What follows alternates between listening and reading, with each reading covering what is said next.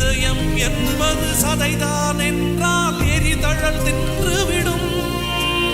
அன்பின் கருவி இதயம் என்றால் சாவை வென்றுவிடும்.